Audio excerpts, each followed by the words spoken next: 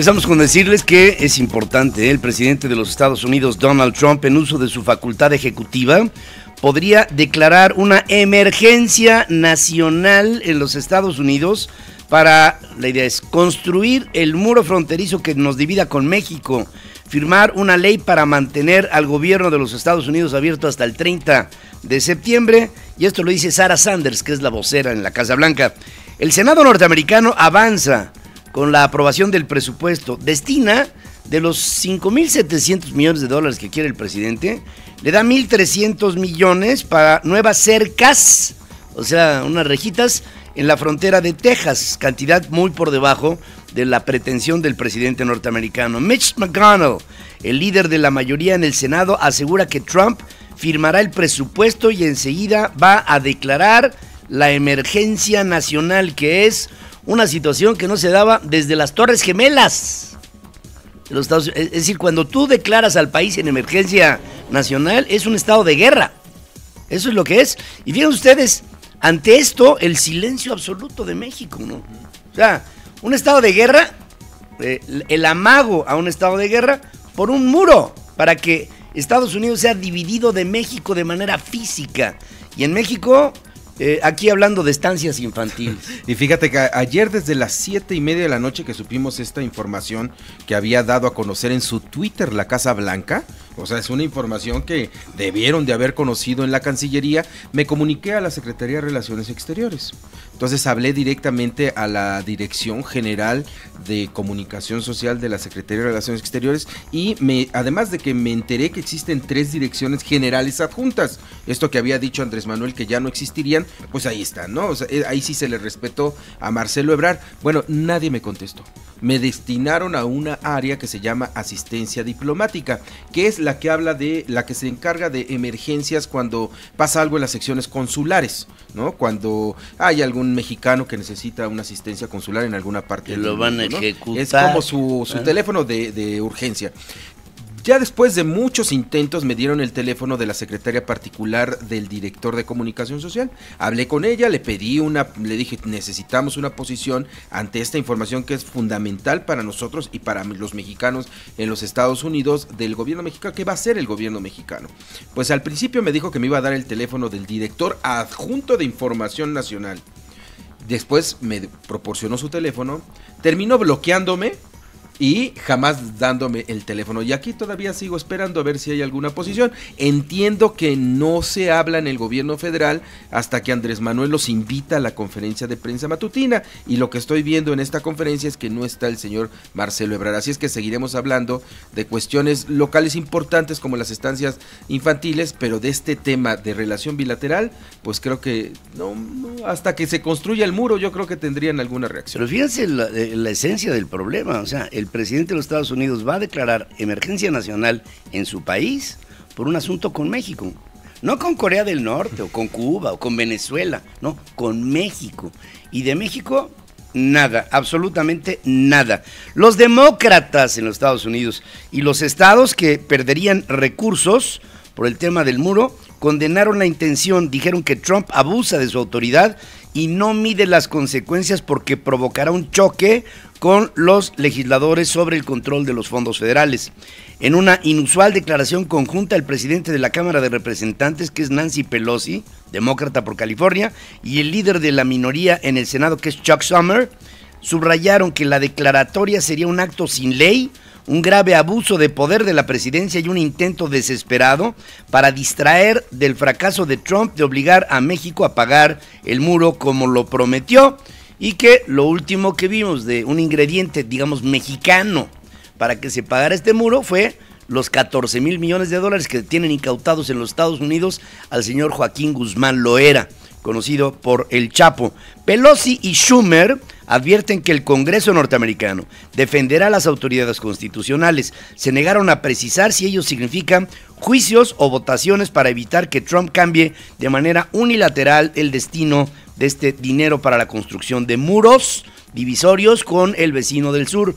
Por cierto, en el Departamento de Justicia norteamericano ya se habla de la posibilidad, insisto, pero ya ayer muy insistente en Washington, de que el Partido Demócrata y algunos republicanos tomen como referencia el 25th Amendment, la enmienda número 25, que apela a la salida anticipada del presidente de los Estados Unidos, del presidente en funciones, una especie de impeachment que ya empieza a sonar de una manera muy insistente en la capital política de los norteamericanos. Asesores de la Casa Blanca y republicanos en el Congreso alertaron que además de una emergencia, Trump podría hacer valer otra autoridad que posiblemente podría ponerlo al alcance de miles de millones de dólares y que el dinero, detallaron, podría provenir de fondos destinados a la construcción militar, la atención de desastres y la lucha en contra de las drogas. Un control que quiere el presidente para sí. Aquí en México, la Fiscalía General de la República se reserva toda información sobre la investigación del caso Odebrecht, iniciada por cohecho y enriquecimiento ilícito en contra de Emilio Lozoya Austin, exdirector de Petróleos Mexicanos en el tiempo de Luis Videgaray, en el tiempo de Enrique Peña Nieto y de toda esta pléyade de corrupción, en donde también va aparejado Carlos Romero de Champs, luego de que un juez le concedió una suspensión que le impide de manera indefinida el revelar datos. En un comunicado, la Fiscalía precisó que desde octubre ha recibido 11 solicitudes de información del caso Odebrecht, de las cuales 3 cuentan con resoluciones del Instituto Nacional de Transparencia. A pesar del ordenamiento del órgano de transparencia, la Fiscalía aclara que no acatará el dictamen en apego al artículo 218 del Código Nacional de Procedimientos Penales, que señala que los registros de la indagación o esta indagatoria son estrictamente reservados, por lo que solo las partes tendrán acceso a este, apelando o alegando la idea de que es parte de una investigación que no debe de ser publicitada. La Fiscalía también se niega a dar a conocer los nombres de los funcionarios involucrados en sobornos millonarios, pero ya sabemos que hay cuentas bancarias que están empezando a mover ciertos datos duros de información que tiene que ver con estos movimientos de Odebrecht y de funcionarios de Petróleos Mexicanos. Oye, Pedro, y esta negativa de la Fiscalía General, que ahora se presume muy autónoma, ¿no? Pero que sabemos claramente que está encabezada por un carnal fiscal que hace lo que dice Andrés Manuel López Obrador. Nos habla y nos demuestra que efectivamente hay un acuerdo entre el gobierno de Andrés Manuel López Obrador y el de Enrique Peña Nieto, ¿no? A ver, hubo alguna supuesta plática entre yo no me meto con tus canicas, tú no me desestabilices mi gobierno. El asunto es que nunca hubiera pensado Andrés Manuel que para desestabilizar su gobierno no se necesitaba ningún ingreso externo. Ellos solitos lo hacen, ¿no? Entonces, creo que esto sí nos demuestra que Emilio Lozoya podría estar en el primer lugar de la lista de impunidad de este país. Sí. Nadie lo va a tocar ni con el pétalo de una declaración. Fíjense, ya desde noviembre, hablando de lo que dice Beto, de que Emilio Lozoya estaba en el patíbulo, ya desde noviembre se había concedido suspensión definitiva para que Emilio Lozoya no divulgaran de él todo lo que versiones públicas hacían que en esta pesquisa este hombre pudo haber sido el nexo con la empresa brasileña para que Odebrecht le diera dinero a Enrique Peña Nieto para su campaña política. Desde ahí, fíjense, incluso porque lo sé, que hubo una reunión que propició Emilio Lozoya Austin para que, todavía no siendo nada, no siendo director de Pemex, era, digamos, el que se encargaba en la campaña de Peña Nieto de las relaciones internacionales del candidato, en ese entonces, un hombre que iba derechito hacia la presidencia de México. Bueno, hubo una reunión en la que se juntaron Emilio Lozoya, Enrique Peña Nieto, Luis Videgaray y el presidente de Odebrecht. Y luego, después de la reunión, Enrique Peña Nieto decía que no conocía al señor, que por cierto, el presidente de Odebrecht y dueño de Odebrecht, en este momento está en la cárcel en Brasil.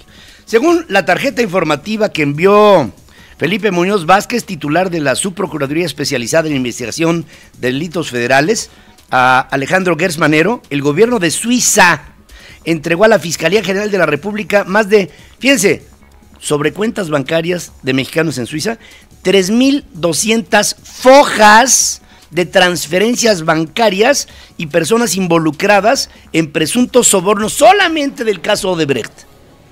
3,200 hojas. Hombre, si fueran 30 pesos, pues con una cuartilla sale, ¿no? 3,200 fojas. Entre mayo y enero de este año, Suiza hizo 4 entregas de información. La próxima semana estarán terminadas las redes de vínculos y transferencias, depósitos y personas involucradas en este brutal escándalo de corrupción, en donde, miren, Odebrecht ha tirado presidentes, Odebrecht ha tirado ministros, Odebrecht ha hecho todo en Perú, en Brasil, en México, nada, no han tocado a nadie. Según esta tarjeta informativa, hay una enorme corrupción documentada por el gobierno de Suiza. Hay que señalar que desde el 2017 México pactó con Brasil no proceder civil, administrativa o penalmente en contra de ejecutivos de Odebrecht que presuntamente sobornaron al principio, ¿no? Con 10 millones de dólares a Lozoya, a este Pillo, director de Pemex. Dicho convenio fue ratificado en 3 ocasiones por Raúl Cervantes, entonces Procurador General de la República, y que apuntaba a ser él el primer fiscal carnal en este caso del presidente Peña. Mario Rubicel, ex líder de la sección 44 del sindicato petrolero, pide a diputados de Morena juicio político contra Carlos Romero Deschamps. Solicita al Congreso que ejecute los antecedentes de juicios políticos y las órdenes de aprehensión que hay. Explica que algunas todavía están vigentes, como el peculado y el robo a la nación. Aseguró que la dirigencia de Romero Deschamps es espuria, ya que es él quien cuenta con la toma de nota necesaria para asumir el cargo. No lo ha hecho, aclara, para evitar enfrentamientos y problemas en el sector petrolero de México. Pedro, hay que aclarar que para enjuiciar a Romero Deschamps, en estos momentos no se necesita un juicio político.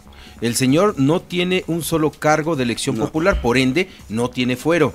Basta con una decisión de la autoridad judicial de este país para que acuda a su casa, lo detenga, lo lleve a testificar ante cientos de denuncias que tiene el señor.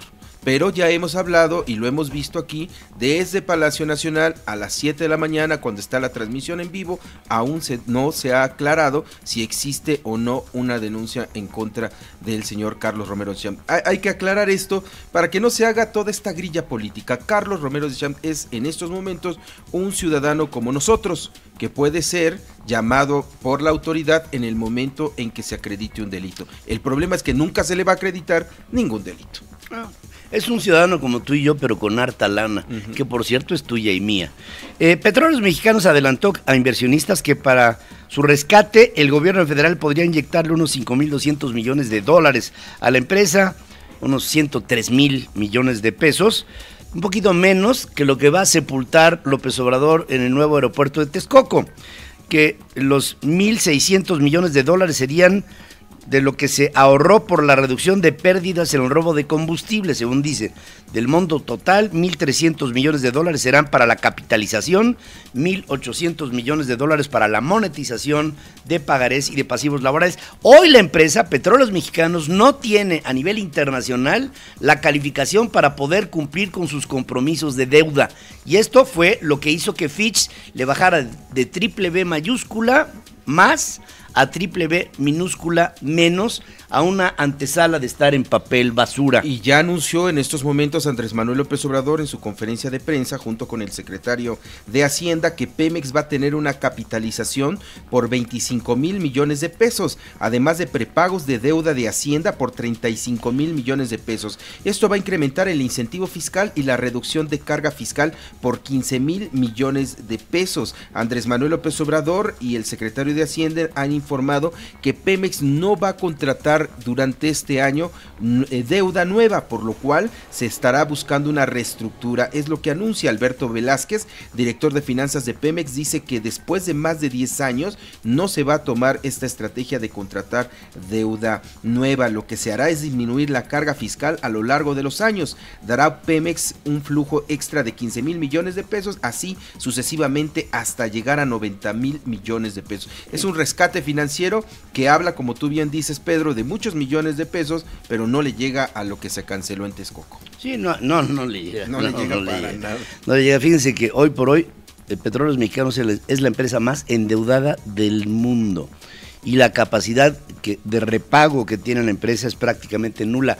Y cuando dice el gobierno del observador, es que no va a pedir más deuda Pemex, no es porque no quiera, sino es porque no puede. Pues digo, ¿de qué estamos hablando? Cobró ahora sí ya se está dando cuenta el presidente López Obrador que las calificadoras están allá afuera y que existe algo que le están explicando que se llama el mundo financiero, que es un mundo que reacciona ante las tonterías que se hacen en un país como, por ejemplo, cancelar un aeropuerto que llevaba el 38% de avance.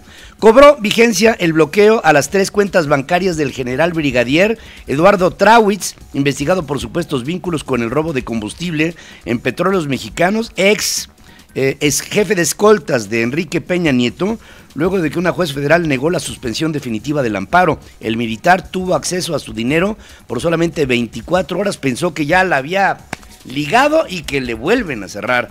La Fiscalía General de la República aseguró 40 pipas, 140,000 litros de gas LP y 4 inmuebles. También detuvo a 23 personas en Puebla. Gas barato y subastas eléctricas son los únicos medios para reducir los costos de generación de luz a corto plazo, pese a las críticas de Andrés Manuel López Obrador a los proyectos de gasoductos de la Comisión Federal de Electricidad, según dice Guillermo García Alcocer, presidente de la Comisión Reguladora de Energía. La premura para designar a 4 integrantes de la Comisión Reguladora de Energía obedece a que el gobierno federal pretende controlar este organismo autónomo, nombrando comisionados hermanos del presidente de la República. Bueno, su jefe de ayudantes va a ser parte de la Comisión Reguladora de Energía, y no quiero con esto hacer una descalificación ignorante de un ignorante. Es simple y sencillamente que no tienen la menor... Bueno, fueron exhibidos. Ayer Xóchitl Gálvez le preguntaba a los pretendientes a la Comisión Reguladora, ¿qué es esto? No tienen la menor idea. Le decía Xóchitl Gálvez, ¿qué es un cel? Y el saca señor el celular. saca el celular y le hace, es esto. Y lo peor de todo es que no era ni siquiera burla, Pedro. No. O sea, así le contestó. Ese es el nivel y lo estamos viendo en todos lados. Mira, ayer nos enteramos también que Genaro Villamil, que se convirtió ya en el paladín del periodismo mexicano y que ahora ya es aprobado como director del sistema de radiotelevisión del Estado mexicano, pues no tenía la licenciatura. Y eso que da cursos y cursos y cursos en escuelas de periodismo. Pero más allá de que estudia o no quiere estudiar, para tener ese cargo se necesita la licenciatura acreditada. O sea, necesitas título y cédula profesional. Pues no la tiene. Lo único que hizo fue terminar las materias, pero no cumplió el requisito de presentar examen profesional. Pero de todas maneras, como hay una mayoría en Morena, pues se la perdonan. ¿Es otra ley doblada? Es otra ley doblada. Tenemos a 2 personas que tenían no siquiera estudios para hacerlo en el CONACYT, que después de una grilla quizá interna y en medios, tienen que renunciar peleándose por un puesto mediano, Pedro. O sea, todavía dijeras, bueno, se están peleando la Secretaría de Estado, se están peleando entre los amigos del presidente puestos medianos por su falta de preparación. Es pedacería de huesitos lo que en este momento está repartiendo el presidente de la República entre cuotas y cuates, como diría por ahí un clásico Malio Fabio Beltrones. El gobierno federal aspira a un ahorro de 112,000 millones de pesos para este 2019, luego de medidas austeras como el combate al huachicol, no devolución del impuesto sobre la renta, venta de aeronaves y hasta litigios en la corte, luego de lo que estamos perdiendo por la aeronave del propio presidente de la República, que está ya abandonada en un aeropuerto ignoto en California.